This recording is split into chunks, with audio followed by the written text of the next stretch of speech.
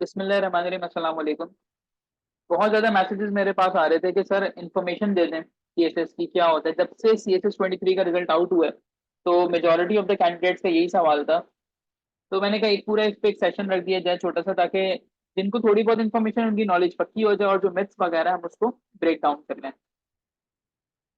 सबसे पहले तो सवाल जो हर एस्पिरेंट के जहन में होता है वो यही है कि सर नोट्स कैसे बनाने होते हैं। पहला सवाल आ जाता है सर नोट्स का बता। दूसरी चीज आ जाती है सर एग्जाम जो कैजुअल होता है वो कैसे सेट करना है, अखबार पढ़ना चाहिए या नहीं पढ़ना चाहिए। और चौथा सवाल आ जाता है कि सर इसमें ऐसे कहते हैं कि इतना मुश्किल होता है, तो हम उस चीज को कैसे जो है वो करेंगे, कैसे हम इन सारी चीजों को क्रैक करेंगे। तो सबसे पहले कुछ मेरा तारुफ, क्योंकि इंसान बात उसी की सुनता है जिसका कोई ना कोई लेवल हो ना पर्टिकुलर। ठीक है, तो ये कुछ मेरी अटेम्प्ट्स हैं जो भी मैंने अपनी, तकरीबन कोई 7 साल हुए हैं मुझे इस जर्नी में ना। तो उसमें बेटा मैंने ये सारी अटेम्प्ट दी हुई हैं और करंटली मेरा सिंध के अंदर जो है वो मैरिट नंबर 16 है और मैं as a town officer allocated. ठीक है, अच्छा जी। अब इस सेशन में मैं क्या क्या बात करने लगा हूं आपसे कि व्हाट इज सीएसएस। सीएसएस एक सेंट्रल सुपीरियर सर्विसेज का एग्जाम होता है। एलिजिबिलिटी क्राइटेरिया कोई भी हो सकता है जिसकी उम्र 30 से कम हो और उसने अपनी ग्रेजुएशन की हुई हो। बेटा ग्रेजुएशन से यहाँ मुराद है 14 या 16 साल एजुकेशन, कोई पाबंदी नहीं है इस पर। डॉक्टर भी करते हैं, ठीक है, आपके पास डॉक्टर्स भी हैं इसमें, इंजीनियर्स भी होते हैं इसके अंदर, कुछ और मास्टर्स लेवल के लोग भी होते हैं, तो सब परसू करते हैं। वाई स्टूडेंट्स परसू सीएसएस, नो डाउट ये प्रेस्टिजियस जॉब है। ठीक है, अभी जब आपको कोई आपके गली मोहल्ले में कोई नहीं जानता आपको, लेकिन इसके बाद आपको पूरा पाकिस्तान जानेगा। ठीक है, जिस भी जगह पे आप एलोकेटेड हो गए वहां के लोग, फिर आसाइशें सारी चीजें, इस वजह से लोग इसको अटेम्प्ट करते हैं। और दूसरा ये है कि जी सोसाइटी में स्टैंडर्ड हाई हो जाता है। एक सोसाइटी स्टैंडर्ड की वजह से लोग इसको करते हैं, लग्जरी लाइफ स्टाइल होता है इसके अंदर। तो ये सारी कुछ वजूहत हैं। बेसिकली एक जॉब का एग्जाम है ये, बस अगर आप इसको इस तरीके से लेंगे कि एक जॉब है उसका एग्जाम है तो फिर मसला नहीं होगा। ठीक है, आगे चलें। हु शुड डू इट, किसे करना चाहिए। अब यहाँ पे आपके पास ड्रीम भी होता है। ठीक है, मतलब किसे करना चाहिए, आपको एक ड्रीम भी हो सकता है कि यार मैंने एक सीएसपी अफसर बनना है। कुछ आपकी कंडीशंस भी होती हैं। मैं एक इंटरव्यू देख रहा था लड़के का, पुलिस में थे वो, तो उन्होंने कहा था कि यार मैंने सिविल इंजीनियरिंग की है, मेरा सीजीपीए लो था, तो पेट की खातिर भूख की खातिर मैं क्या करता, एक अच्छी जॉब चाहिए थी, तो उन्होंने अपना सारा टाइम इन्वेस्ट किया और एंड में पुलिस में चले गए थे। ठीक है, तो इस तरह की स्टोरीज भी मौजूद हैं। फिर एक सवाल आता है कि अकेडमीज होनी चाहिए या सेल्फ स्टडी होनी चाहिए, तो हम इसका लेटर ऑन जवाब देते हैं। ये मैंने आपको बता दी थी एलिजिबिलिटी क्राइटेरिया वगैरह। जिन बच्चों ने अप्लाई करना है उनके पास डोमिसाइल जरूरी है। बाकी आपके पास एडवर्टाइजमेंट जो है वो अक्टूबर नवंबर में आ जाती है इसकी। ठीक है, एक हमारा गाइडेंस ग्रुप बना हुआ है, आप वहाँ पे ज्वाइन कर सकते हो। अच्छा जी, सबसे पहले इसकी जर्नी में आपके पास एडवर्टाइजमेंट आती है तो उसके बाद लिखा हुआ आता है एमपीटी। ठीक है, एमपीटी आपके पास स्क्रीनिंग होती है। स्क्रीनिंग में क्या होता है बेटा, 100 एमसीक्यूज आते हैं आपके, 200 एमसीक्यूज होते हैं और 66 नंबर पासिंग होते हैं। पहले ही बहुत आसान आया था जब ये स्टार्ट हुआ था, लेकिन अब ये इतना मुश्किल हो गया है कि इस साल भी ऑलमोस्ट कोई 3500 बच्चा जो है वो फेल हुआ है। ठीक है, तो आपने एमपीटी को भी सीरियस लेना होता है कि यार इसमें भी जो ऐसे एमसीक्यूज आ रहे होते हैं, ज्यादातर वन पेपर वाले स्टूडेंट इसको करते हैं। तो सबसे पहले आपके पास एमपीटी होता है, एमपीटी क्लियर करोगे फिर रिटर्न की तरफ जाओगे। अच्छा, इसके अंदर हमारे पास ऑलमोस्ट कोई 30-35 हजार बच्चा जो है वो रजिस्ट्रेशन करवाता है। ठीक है, और इसके अंदर आपके पास 3 किस्म के स्टूडेंट होते हैं जो तैयारी कर रहे होते हैं पूरा प्रोसेस। एक होते हैं फ्री वाले, they need each and everything for free. उन्हें इवेल्यूशन भी फ्री चाहिए, उन्हें लेक्चर भी फ्री चाहिए होता है, उन्हें हर चीज फ्री में चाहिए होती है। तो इस तरह के स्टूडेंट जो वो सिर्फ भटकते रहते हैं, उन्हें कहीं से कुछ नहीं मिलता। सेकंड होते हैं ओवर कॉन्फिडेंट, जो ना कभी किसी को चेक करवाएंगे ना किसी से डिस्कस करेंगे, तो अल्टीमेटली उन्होंने भी फेल हो जाना है। उसका रीजन ये है कि जब आप एग्जाम में जाते हो और आप एग्जाम में जाके अपना आंसर कंस्ट्रक्ट करते हो, आंसर लिखते हो, तो आपको एटलीस्ट 2-3 लोगों को दिखाना चाहिए कि देखें मैं ये आंसर लिखने लगी हूँ या ये आंसर लिख रहा हूँ, तो ये ठीक है या नहीं है। थर्ड आपके पास आता है स्मार्ट स्टूडेंट्स, जो रिसोर्सेज भी अच्छी इस्तेमाल करते हैं और प्लस अपनी तैयारी जो है ना बहुत स्मार्टली करते हैं। सीएसएस पीएमएस में सिर्फ एक चीज है, राइट। जितना लिखोगे उतना फायदा है। अच्छा, जब आप रजिस्ट्रेशन करवाते हो रिमशा, स्मार्टली मतलब होता है कि आपने एक टॉपिक को नहीं पूरा सिलेबस तैयार करो लेकिन ओवरलैपिंग तैयार करो, ठीक है। मैं आपको बताता हूँ आगे जाके कि होता क्या है, किस तरीके से तैयारी करनी होती है। एमपीटी के टाइम पे कम से कम 35 से 40 हजार बच्चा जो है ना वो इनरोल होता है, सही। जो पहला टेस्ट होता है इसका 250 रुपए का होता है। उसके बाद जब अपियरेंस का टाइम आता है तो 35 हजार में से 28,024 कैंडिडेट ने अप्लाई किया, उसमें से 13,008 जो अपियर हुए। अब आप ये देखें, यहाँ 28,000 और यहाँ 13,000, ऑलमोस्ट 15,000 ऐसे बच्चे हैं जो उन्होंने एंड टाइम पे बैकआउट कर दिया कि अभी हमारी तैयारी मुकम्मल नहीं है, हम इसमें पार्ट नहीं ले सकते, ठीक है। तो ऐसा भी होता है कि एंड मोमेंट तक लोग तैयारी करने के बाद सीएसएस को छोड़ देते हैं, सही। अब आपका जो मुकाबला है वो 1,000 लोगों से होता है। मैं जब भी तैयारी करता हूँ ना मैं अपना मुकाबला 1,000 लोगों से करता हूँ, क्योंकि रिमेनिंग सारे नॉन सीरियस स्टूडेंट होते हैं इसमें। ओके, अगर हम किसी एक पेपर में फेल हो जाएं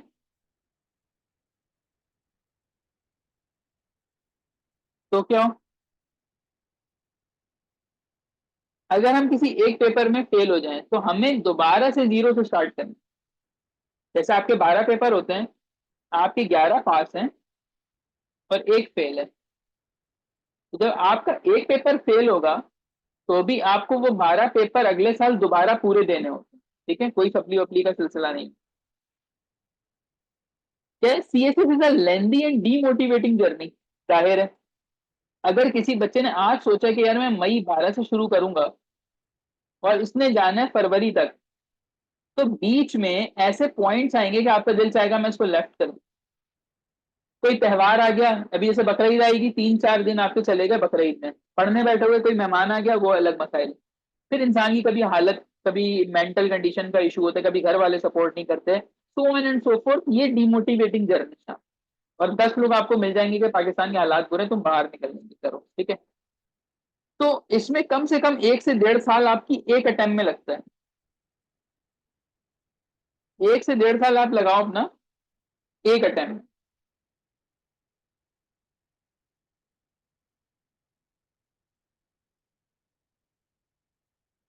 रिजल्ट आपका आता है 8 से 10 महीने के बाद।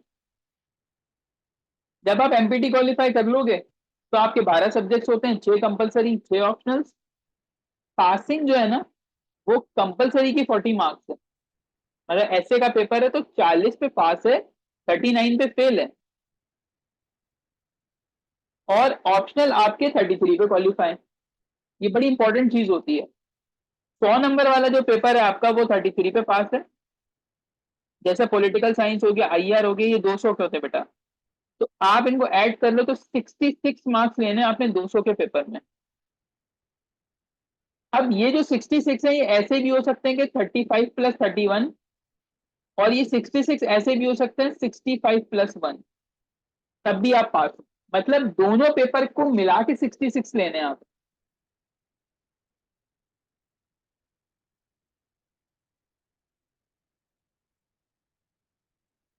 पॉइंट समझ में आ रहा है?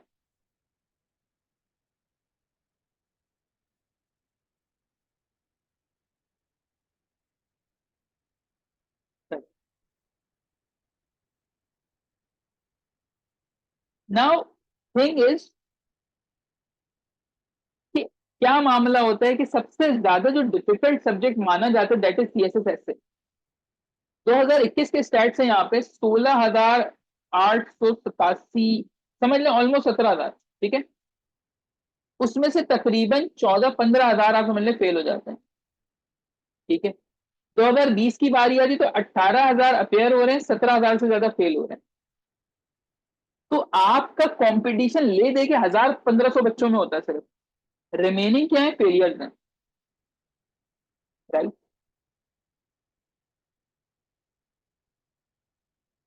अब क्या मामला है कि बच्चा फेल हो क्यों रहा है इसके अंदर, एक पेपर में, दो पेपर में, उसका रीजन क्या है? बहुत सारे बच्चे जब सीएसएससी जर्नी में आते हैं वो सिलेबस को फॉलो नहीं करते, वो ज्वाइन करते हैं किसी टीचर को, किसी भी एकेडमी का बड़ा टीचर होगा उसको ज्वाइन कर लिया, और वो जैसे पढ़ा रहा है उसको पढ़ा, एंड दैट्स इट, कि भाई ये बड़े पहुंचे हुए टीचर हैं, 2 दफा सीएसएस कर चुके हैं, 3 दफा कर चुके हैं, ठीक है किया होगा, लेकिन आपको अपना सिलेबस तो देखना है। दूसरा क्या करते हैं कि वो उनको पीडीएफ नोट्स चाहिए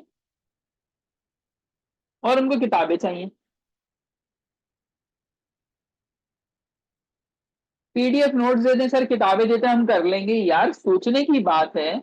एक स्टूडेंट अभी अभी ग्रेजुएट हुआ, आपने कहा सर बुक दे दे, मैंने आपको एक पूरी बुक भेज दी, लेट सपोज 350 पेजेस की किताब है, पीडीएफ पे पढ़ पाओगे?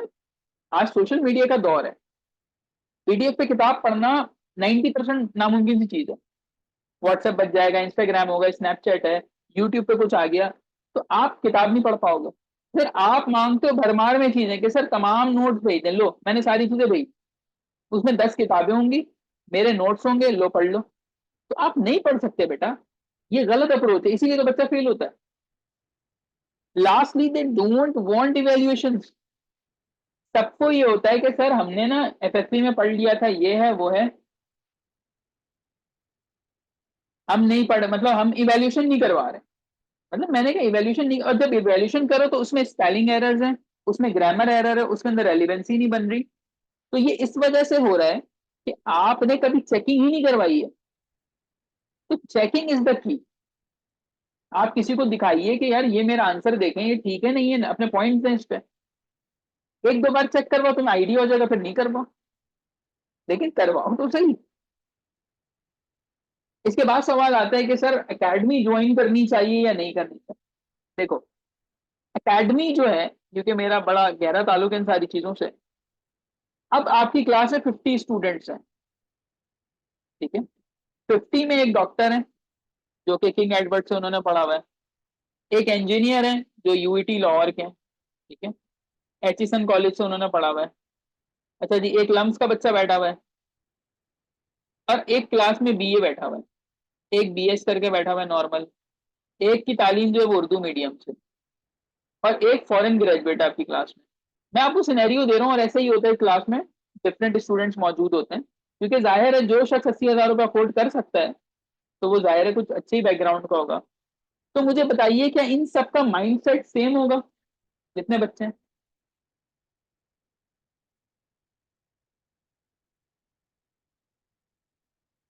Never, never ever. मैं तो ये कहता हूँ कि कराची के बच्चे का माइंडसेट पंजाब के बच्चे जैसा नहीं हो सकता, फैसलाबाद में रहने वाला डिफरेंट होगा, केपीके के अप्रोच डिफरेंट होगी। तो आप एक सेम माइंडसेट से सबको पढ़ाना शुरू करते हैं, ठीक है।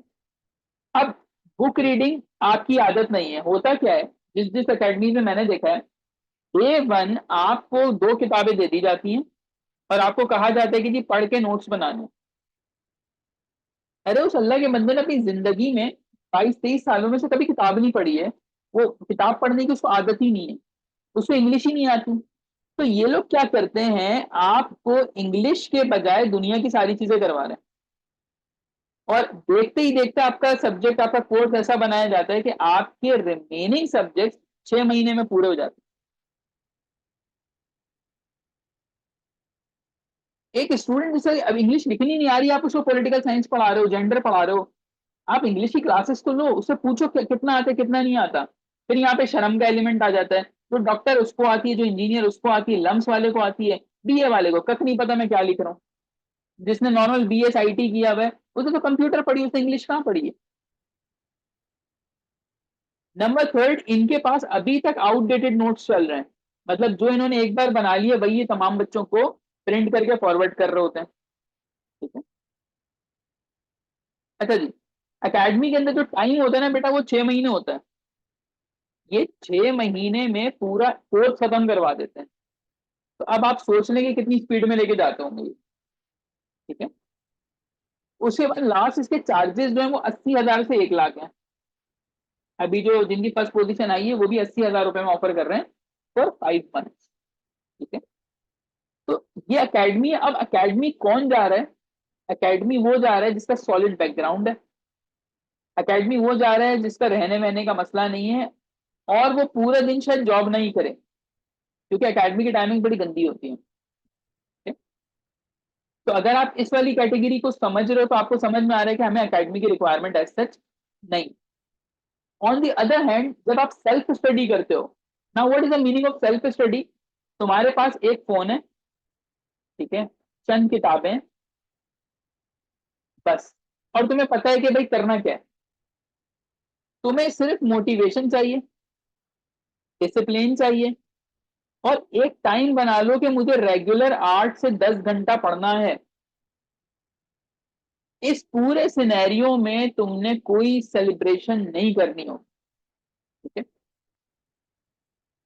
पढ़ो, लिखो, लिखो। अब क्या पढ़ना है? लेट सपोज कोई स्टूडेंट है, उसने पाक अफेयर में एक टॉपिक पढ़ा, जस्ट रीड किया उसने।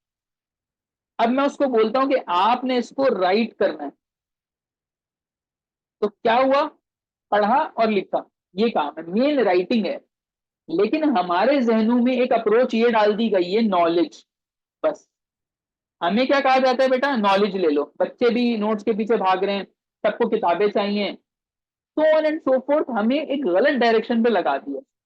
आज अगर आप 4 किताबें पढ़ लो, तो मैं नहीं कहूंगा कि आपका सीएसएस क्वालिफाई हो जाए, लेकिन तुमने कुछ पेजेस उस किताब के पढ़े हैं, लेकिन तुमने इतनी बार लिखा है कि तुम्हारी राइटिंग अच्छी हो गई है, तुम्हारा रिटर्न एक्सप्रेशन अच्छा है, तो मैं ये तुम्हारी गारंटी लूंगा कि तुम पास कर जाओ।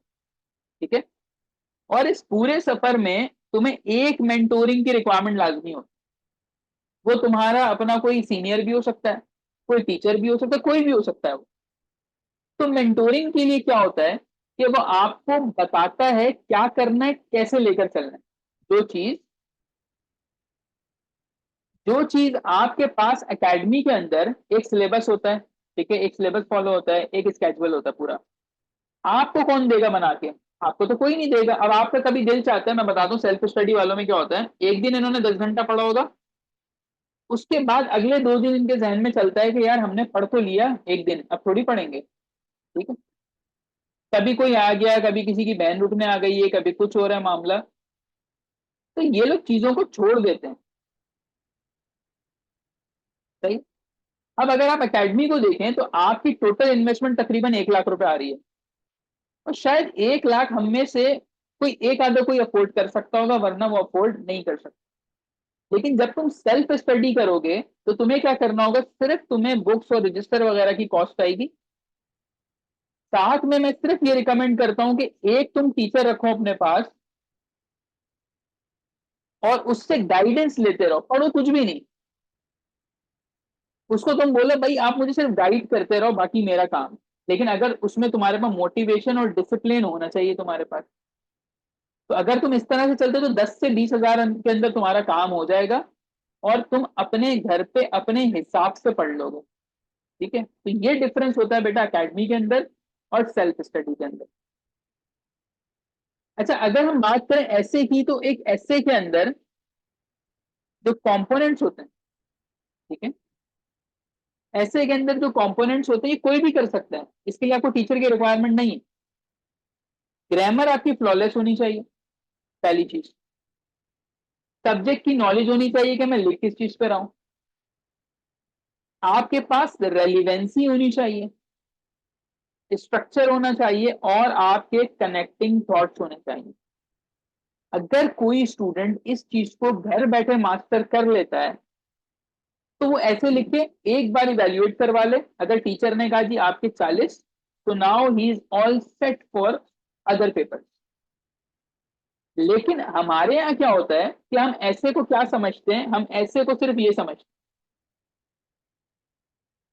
हम नहीं सीखते कि उसका स्ट्रक्चर क्या है, कैसे बनाना है, और बस हम इस पे जाते हैं। तो हमारी ग्रामर भी गलत, हमें रेलिवेंसी का नहीं पता, हमारे पास थॉट्स नहीं है। तो अल्टीमेटली जो बच्चा फेल हो रहा है, वो क्यों हो रहा है? कि वो सारे पॉइंट्स में से एक आध को फुलफिल कर रहा है। ठीक है, अब जो बच्चे घर पे तैयारी कर रहे हैं उनको ये टिप्स दे देता हूं। ठीक है। देखो, सारी उंगलियां बराबर नहीं होती। मेरे लिए बड़ा इजी है कि एक वर्कशॉप कंडक्ट करो और सिर्फ ये बताओ कि जी हमारे इतने स्टूडेंट हो गए, ये बढ़ाइए अपनी। नो, जो स्टूडेंट यहाँ के मौजूद हैं, जो घर पे अपनी तैयारी करना चाहते हैं, तो उनके लिए क्या है कि आप जो है एक जो दो सब्जेक्ट्स हैं वो एक वक्त में करें। जैसे मिसाल के तौर पे आपके पास एक दिन है पढ़ाई का, आप उसको डिवाइड कीजिए हाफ पार्ट। कैसे? यानी सुबह से लेकर दोपहर तक एक पार्ट होगा आपका, और दोपहर से लेकर रात तक एक पार्ट होगा। ठीक है, first half and second half. ऐसे तो रोजाना की बुनियाद पर आपने करना है।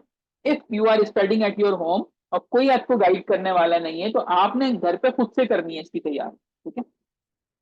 अच्छा जी, अब मैं आपको मिसाल दे रहा हूं कि जैसे इस्लामियात आपने उठाया, तरीका क्या होगा खुद पे घर घर से पढ़ने का? First go to YouTube, watch complete lectures of any authentic teacher. पहला काम, आप यूट्यूब पे जाइए, जहांगीर वर्ल्ड टाइम, नोवा या कोई और सीएसपी जो इस्लामियत पढ़ा रहा हो, प्रॉपर पूरी प्लेलिस्ट मौजूद हो, उससे नोट्स बना लें। ठीक है।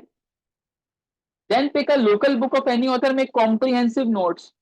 अब किताब लें लोकल, और उसमें से चीजें निकाल के उसको एक प्रॉपर नोट्स की फॉर्म में कंपाइल कर लें। राइट। अब ये काम कर लिया आपने, आपके नोट्स बन गए। उसके बाद क्या है? Lastly read magazine and article. अब जहांगीर वर्ल्ड टाइम हो गया, ठीक है, कोई अखबार में कोई आर्टिकल आ गया उससे रिलेटेड, उसको पढ़ो, उसकी इंफॉर्मेशन अपने नोट्स में ऐड करो। ठीक है। तो ये सेल्फ स्टडी का तरीका होता है जिसमें आपको इतनी ज्यादा किसी टीचर वगैरह की रिक्वायरमेंट नहीं होती। But this process is quite lengthy. ये बहुत लेंदी प्रोसेस है। अभी सुनने में तो आपको अच्छा लग रहा है, अच्छा यूं कर लेंगे यूं कर लेंगे, एक्चुअल में जब करने बैठोगे तो आपको पता चलेगा।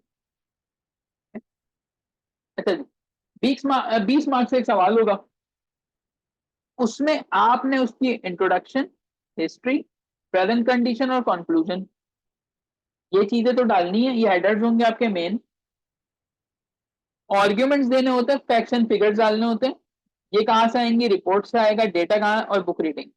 ठीक है, ये चीजें आपने करनी होंगी if you are going for self study. अच्छा, जो बच्चे सिर्फ इवेल्युएशन करवाना चाह रहे हैं अपने फुल लेंथ ऐसे की, तो देखो ऐसे इवेल्युएशन होती है बेटा ऑनलाइन में।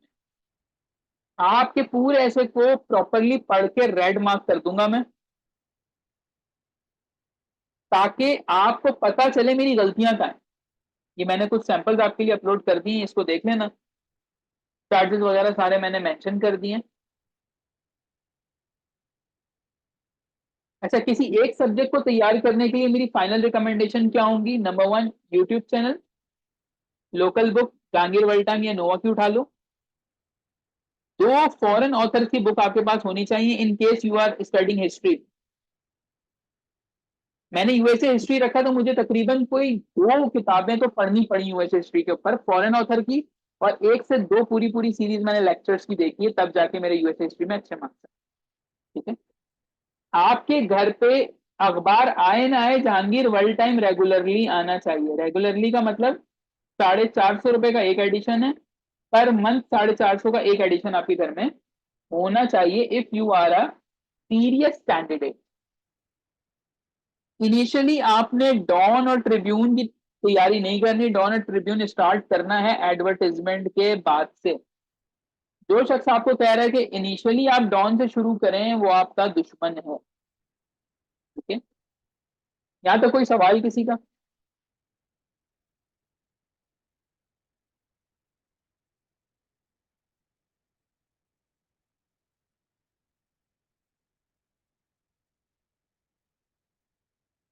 किसी का कोई सवाल? ओके।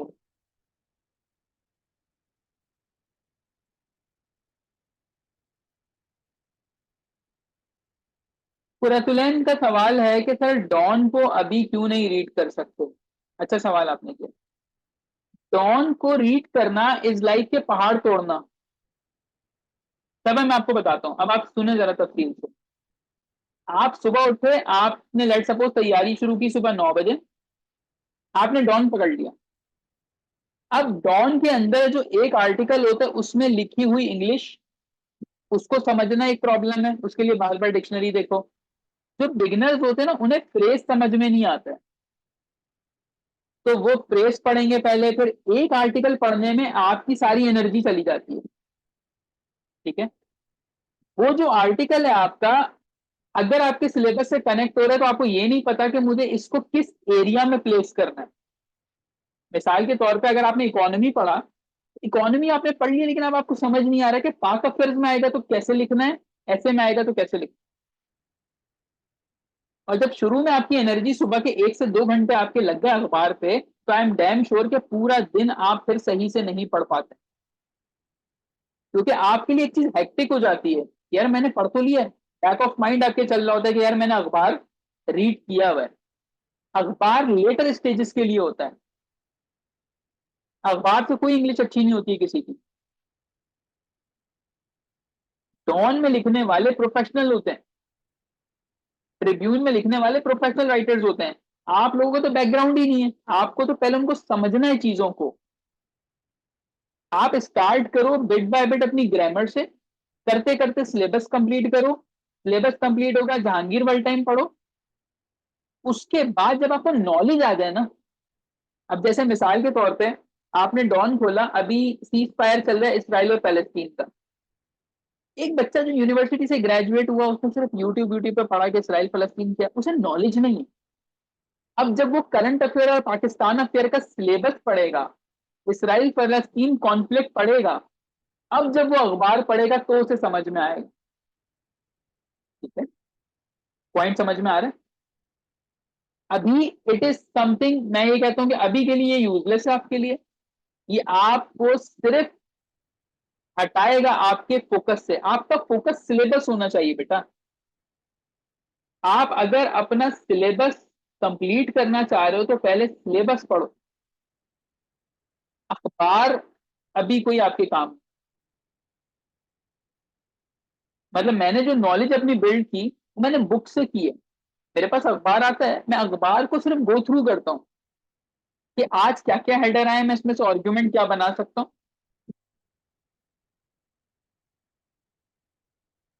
आपने देखा होगा ना सीएसपी जो रिकमेंड करते हैं न्यूज़पेपर।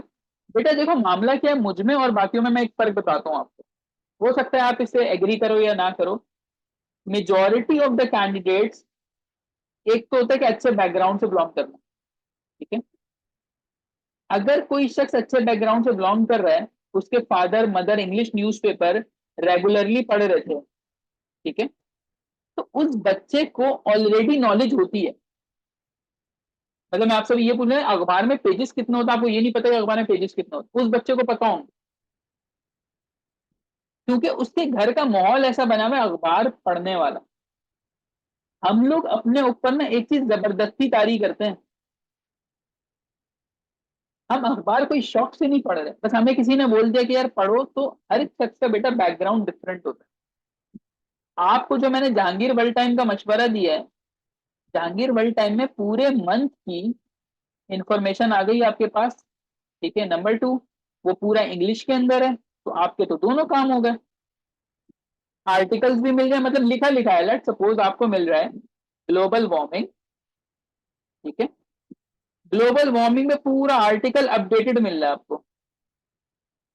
और यहाँ आप घर पे क्या कर रहे थे, अखबार से काट काट के या तो अपने पास स्टोर कर रहे थे, अखबार से रोज नोट्स बना रहे थे। तो बेटर क्या है कि आपने यहाँ स्मार्ट वर्क करना है। एक और चीज नोट डाउन करो कि यहाँ पे हमारे स्टूडेंट्स को लगता है कि CSS is all about knowledge gaining, हम इन डेप्थ नॉलेज लेंगे, हम प्री हिस्ट्री भी पढ़ेंगे, राइट। कुछ ऐसे स्टूडेंट्स मिलेंगे आपको जो कहते हैं कि नहीं हम सब कुछ करेंगे, हम सारी चीजें करेंगे, इस तरह से करेंगे। मैं क्या कहता हूं इस बात को कि ऐसा नहीं है। आपको एक एग्जाम पास करना है बेटा, इस बात को समझिए। मैंने जेंडर स्टडीज के पेपर में लिए, मेरे पास 63 या 64 नंबर है मेरी 21 के अटेम्प्ट। तो मैंने सिर्फ एग्जाम पास करने के लिए पढ़ा है उसको। लेकिन अगर आप इस तरह से पढ़ रहे हो कि यार ये वाला टॉपिक भी मैं इन डेप्थ जाके पढूं, एग्रीकल्चर भी मैं इन डेप्थ जाके पढूं, तो इन डेप्थ जाना is not a good thing for this particular exam. आपको नंबर चाहिए। नंबर कैसे आएंगे? आपका written expression plus relevant knowledge, that's it.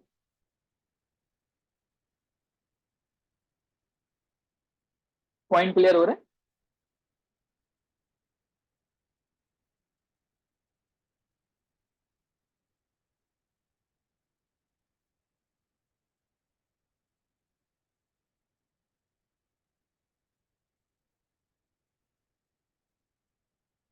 ठीक है, तो कोशिश करेंगे थोड़ी सी अपनी डायमेंशन को चेंज करने की। मैंने कल एक ऑडियो डाला था ग्रुप में।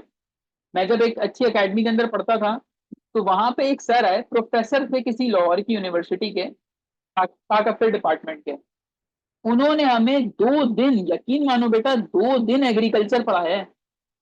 मैं बोर हो गया पढ़ते पढ़ते कि यार पता नहीं, एग्रीकल्चर डीप डाउन, कपास और ये वो, और लिटरली पूरे 2023 स्पेशल में एक सवाल एग्रीकल्चर पे नहीं आया। तो अब उन टीचर ने क्या किया, उन्होंने अपना हक अदा कर दिया, ही वो सब्जेक्ट स्पेशलिस्ट। ठीक है।